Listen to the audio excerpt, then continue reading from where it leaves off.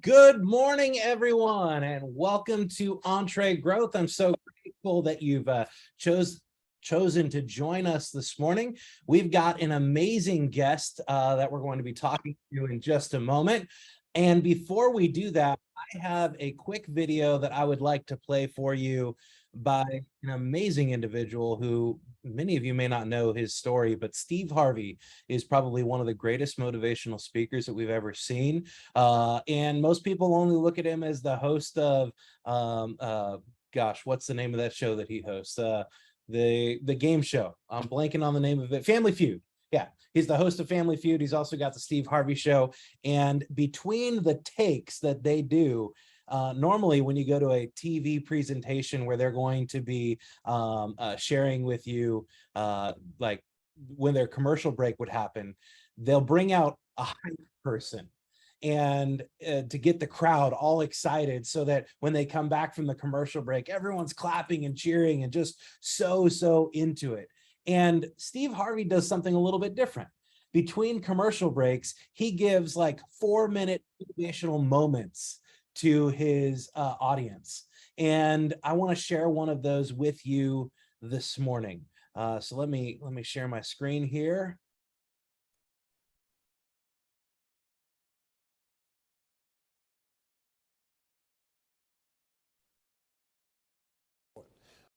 I got in Amway when I was 21 years old. I'm gonna tell you the story.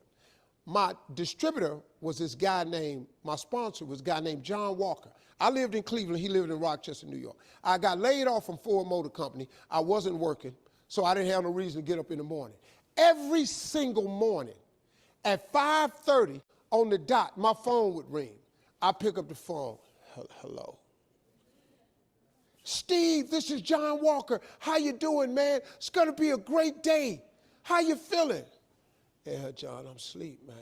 Hey, man, it's gonna be a great day. And he'd hang up.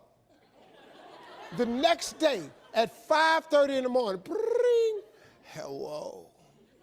Steve, this is John Walker. How you doing, man? It's gonna be a great day. How you doing today? John, I'm asleep, man. Hey, man, just wanna tell you it's gonna be a great day. Click. Next morning, hello. Now I'm mad now. You know, this been going on a couple weeks, and I kind of know who it is. He didn't change a damn thing. Steve, John Walker, how you doing, man? It's gonna be a great day today. Man, I was so mad, man. I hang that phone up. 37 days in a row, he called me the exact same way because he was teaching me something. I didn't know it, and every single day I picked the phone up. Yeah, Steve, John Walker, man. Man. Yeah, John, yeah, it's gonna be a great day, click. And then one day, the 38th day, he told me how many days it was, he kept record. He picked up the phone, I said, hello? He said, hey, Steve, it's John Walker. I said, yeah, man. He said, man, can I ask you something? I said, yeah, John. He said, why do you answer the phone like that in the morning? I said, what are you talking about? He said, every time I call you, I've called you 37 days in a row, and you keep answering the phone like something's wrong. I said, hey, man, I got laid off. I'm getting unemployment. You know, I ain't got to get up early, man. I said, what's up? He said, I'm really disappointed in you, man. He said, man, when you gonna change your attitude? I said, ain't nothing wrong with my attitude. He said, yeah, it is. He said, when you wake up in the morning, man, you got a bad attitude, which pretty much explains why you've been having a lot of bad days. And he said, man, I hate that about you, man, because you're such a cool dude. You got so much potential. He said, man, I'm sorry to bother you. And he hung the phone up. Man, let me tell you something. That cut me so deep, man, because, you know, I don't like nobody thinking I'm something, but I'm acting like I ain't. That you don't even understand what they did to me. So the next morning, I thought about this all day. I said, man, this dude, he been playing me for 37 days, been calling me.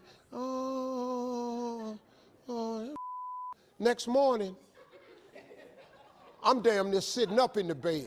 Wait, this right here.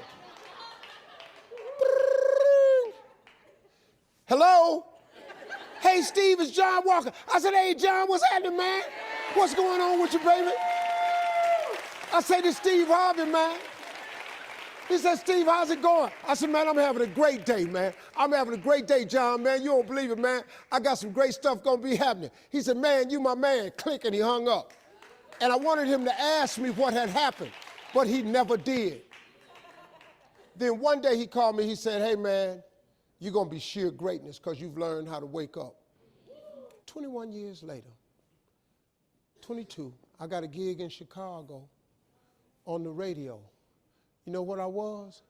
The morning drive guy. You know what I've been doing since 1991? Every single morning, I'm in 112 cities. I talk to 9.5 million people every week. I have the #1 adult contemporary radio show in the world. I wake people up every morning, and I wake people up with the right attitude because my attitude changed. So God turned me into the morning man. It's the Steve Harvey Morning Show. Cut it on and watch how I do your every morning.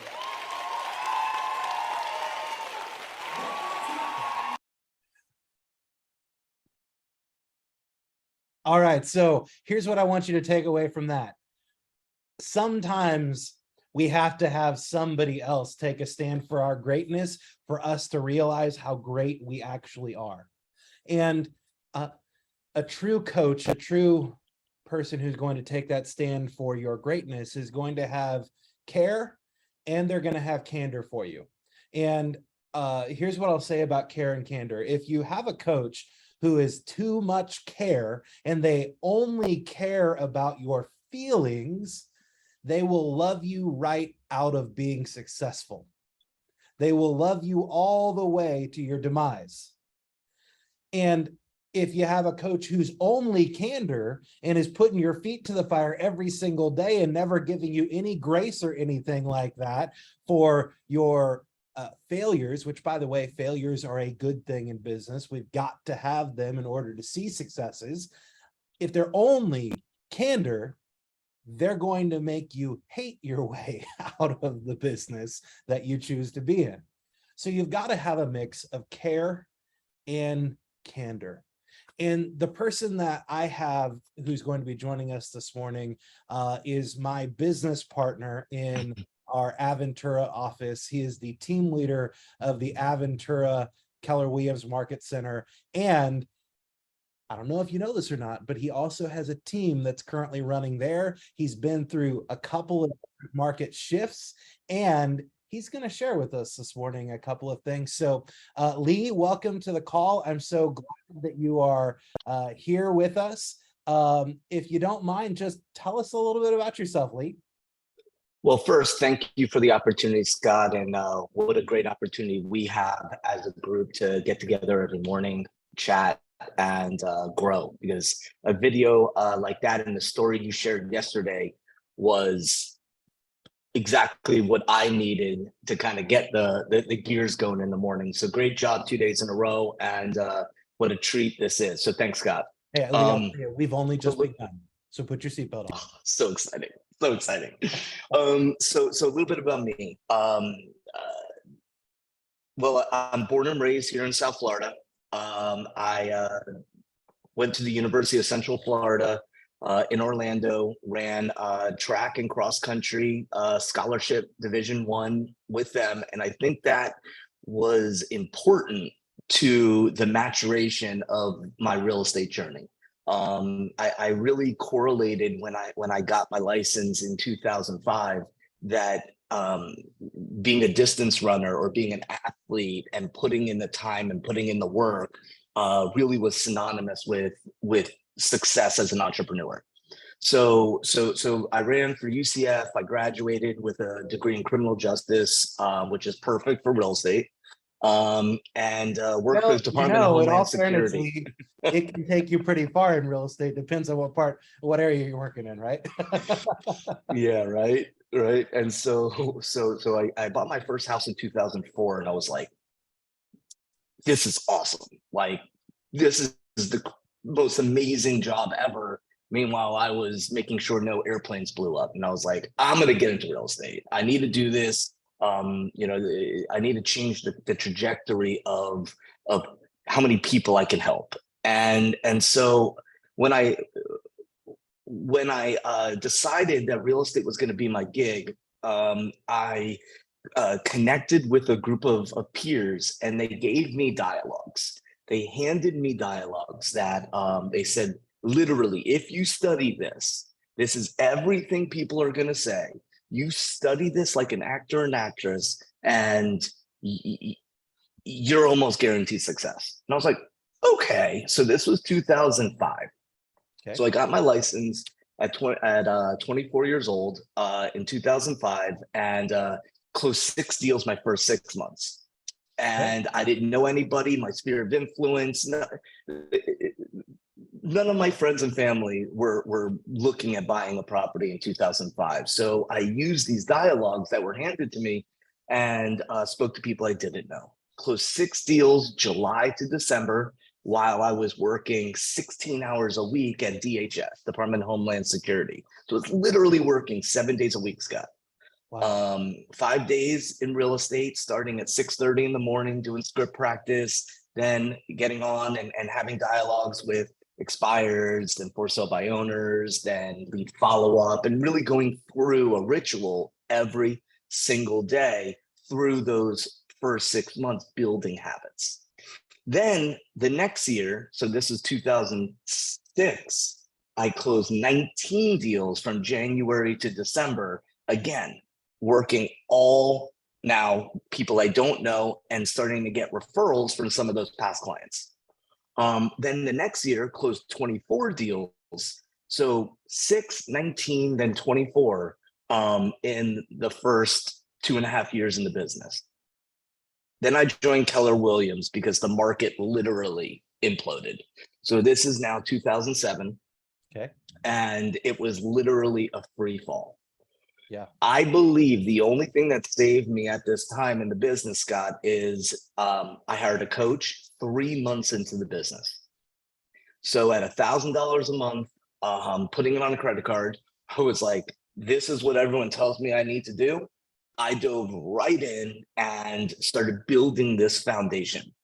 And what I believe at this time now, 2008 ish, is that I embraced the market of the moment. Okay. While agents were running out of the business, I was running into it because I was surrounded by my peers at Keller Williams.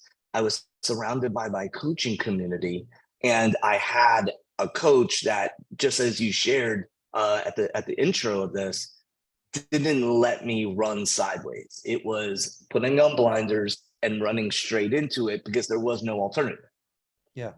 So I think this next pivot in my journey is really important.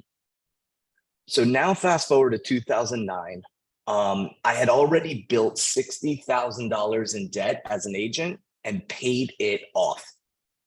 And because I'm such a slow learner, I built $30,000 in debt a second time. So 60, paid it off, built 30, and 2009 hit, and my grandfather passed away here in South Florida. And I was sitting Shiva, and it dawned on me that my home is back home here in South Florida. So I was in Orlando. I've been there since 1997. And I had all of a sudden, the first time in my life, other than running away from something, I had something to run towards. And that was to take care of my grandma with my mom and get myself out of debt to make that happen. So my big why, my first big why, I was 4 years into the business, was get out of debt and get into South Florida to really help family. And that's when we formed RGT with my business partner of 12 years, Ralph Goicoria. We both started selling real estate in 2005 together. We were shoulder to shoulder with earplugs and headphones in the ear and calling for sale by owners and expireds and every type of lead that you could that we could get our hands on. Yeah. But in 2010, we formed a business, a brand, a focused, leveraged model where it was prospecting and system based. So it was lead generation based, followed up by systems. And that got me out of that second gig of debt, the 30,000, and it formed the bridge to get me down to South Florida. So now 2011, literally this week, y'all, in 2011, I joined Keller Williams in Aventura. So it was the week before Thanksgiving. And we cranked it. We sold Orlando and Miami at the same time. From 2000 Q4 11 to 2014, we sold Orlando and Miami before expansion was even a thing. It was like, oh, well, we have business in Orlando. We have business in South Florida because we know how to generate it. Let's just sell in both cities. There you go. And we did for a couple years until we realized that South Florida was just so much more of a opportunity at the time because Orlando was still a depressed market and Miami's bottom was 09. So it was literally a rocket ship. So that led me Scott, that led me to my next aha. And that was that I got more energy. I was more fulfilled helping an agent have a light bulb go off than taking another listing, than closing another deal. It was just more fulfilling to help an agent see something they couldn't see with all of the years, all of the pain, all of the struggle that I've seen to help them open up their blinders a little bit and light up. So really the passion a little bit about me is I love helping agents find the gaps that they can't see and help them power through whatever struggles or hurdles are in their way. So that's a bit about me. So Lee, was there ever a point in time during that you felt like, gosh, I don't know if this is worth it, and maybe I should just go do something else? There has. Okay. Especially it was 2012. It's interesting. You asked the question, pops in my head. 2012, it was between Q3 and Q4 of 2012. I had 7 transactions in a row blow up. It was over $50,000 net to me in a row. Boom, boom, boom, boom, boom. And I was like, oh my goodness. And that was the moment where I was like crossing of a Rubicon. It was, okay, this is a test. I'm either going to power through this or I'm going to go get a real job. And I thank goodness I had that, the understanding or the skin or the shell of the 60,000 in debt, the 30,000. And then now it was, oh boy, here we go. But I was able to power through it. But that moment right there was, I was having conversations with my parents and I was like, hey, what would it look like if I went to work over here and did this over here? And I was having those conversations. But I'll tell you, Scott, what really did the about face. It was, all right, so what do the hours look like if I had a real job? And the position that I was looking at was, I need to go to work at 5:30 in the morning. And I need to leave at around 4 to 5 in the afternoon. And the salary was about $60,000 a year. And I said to myself, if I put that many hours into real estate, like really put that many hours, yeah, the world is mine. And to use a South Florida Scarface term, the world is yours. And that moment was when I just went full steam ahead and no holds barred and powered through. It's interesting that you mentioned that, Lee, because I've always had this belief that in any business that you're in, especially when you are the entrepreneur, like you and I are, and pretty much everyone on this call is, there are always going to be times where you have a choice to make to go all in or completely get all out. There's usually not a middle ground with what this looks like. And what I would encourage everyone to do, let me know what your thoughts are on this, but in those moments where you question whether or not you should keep going, do exactly what you did and go and analyze, okay, what is my dollar to activity ratio if I were to go and work for somebody else? And then what would it be if I worked for myself?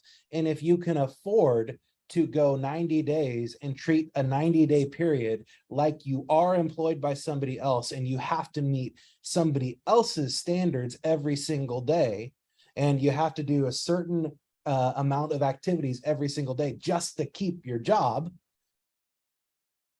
what would it end up looking like 90 days, 6 months from now, because you went back all in on yourself? I think everybody on this call should do that exercise, because the moment you have that pit in your stomach that you could get fired is when everything changes. It's when we as entrepreneurs really go, well, I'm my boss and nobody's going to yell at me. I never had that luxury because I always had a coach. And it was one of those things, Scott, where it's $1,000, $1,000, $1,000. And it's like, why would I quit coaching if I'm just not doing the job? Let me just now start doing the job and let the coaching do what it's supposed to do. Yeah. And so at the end of the day, it's a beautiful conversation, because it's that simple. Is real estate, if you do the activities, you will get the results. You may truck through mud a little bit, but you will get the results. Yeah. So you mentioned making a shift in your real estate business to embracing the market of that moment. Tell me a little more about that, and how you would correlate that to today. Yeah, so I've never been more excited to be in real estate than today. And the reason is because everything I'm seeing today is deja vu. Remember, guys, 2005, 2006, it was a rocket cannon. It was literally everything on the market sold. We went to new construction and they laughed at us. Oh, Yeah. we're going to pay you commission? Why would we pay you commission? You see the line of people out there? And then all of a sudden it started happening again. And I was like, interesting. So remember, guys, what goes up goes down, and what goes down goes up. And so circling back around, what I'm so excited about is people need us.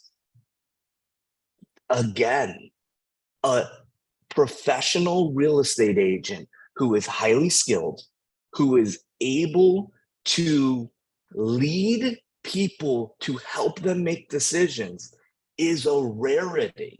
Most agents are order takers, which means they do whatever the client wants to do, versus asking them questions and guiding them to help them make the right decision for themselves.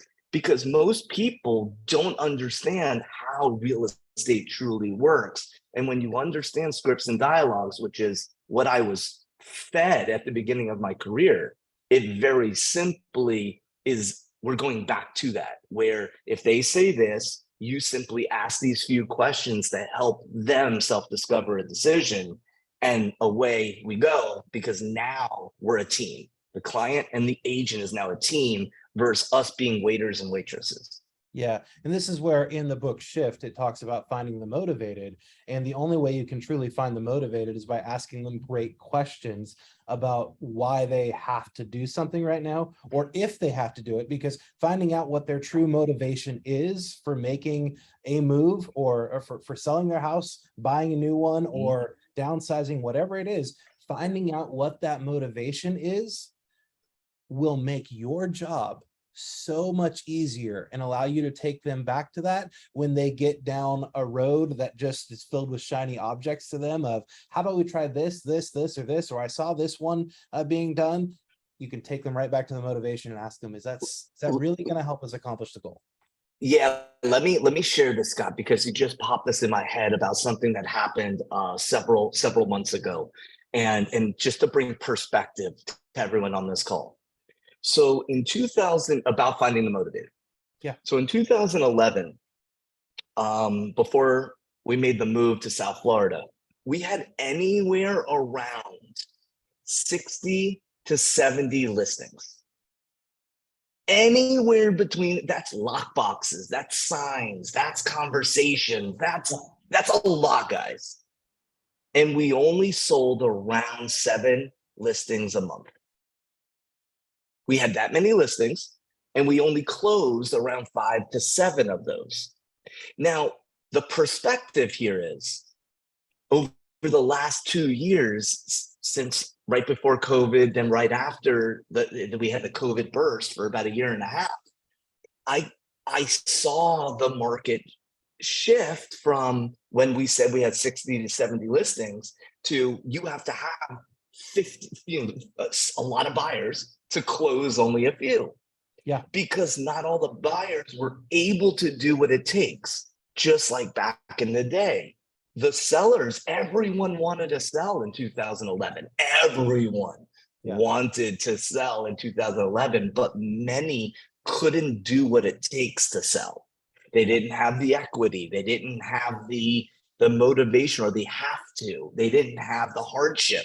And so we had to, so Mr. and Mrs. Seller, you'd like to sell, and what's important about selling? And if you don't sell, what are your options? And how much cash do you have to bring to the table if you were upside? Like, we had to ask some serious questions. And then all of a sudden, a year ago, we had to ask the same questions to a buyer. How much cash do you have? Right. How much over list would you be willing to go? Opposite. And it's the exact opposite, but it's perspective. And so that's the power of going into this market. That's the power of having someone in your corner, in your team that's been there, because everything's cyclical. Yeah. Everything is cyclical. It happens again and again and again. And who you're in business with matters. Yeah. We got a question. Matt Farrelly with his hand up. Matt?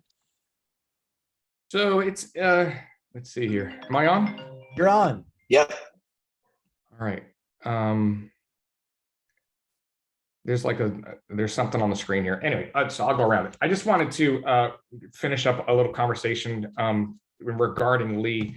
Lee has come a long way. I've watched Lee over the last 5 or 6 years, getting his feet wet in Aventura as far as the TL goes, and being the team leader, and just taking on a market like Aventura was. I remember sitting in a stats meeting, and we're all there. It's like 300 of us. Aventura is there. It's probably like 3 or 4 years ago, and we're looking at Aventura condo stats, and legit looking at like 7 years of inventory.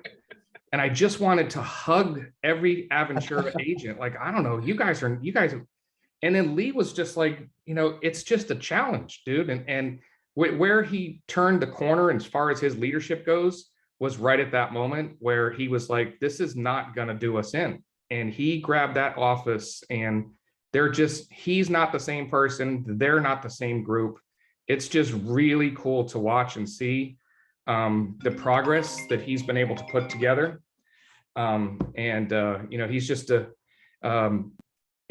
all the while getting his ass kicked by Alan, which was just like every day, you got to hear this guy give me, so as much as you love what you've done down there, Lee, you've done some unbelievable stuff, and they're very blessed to have you, dude.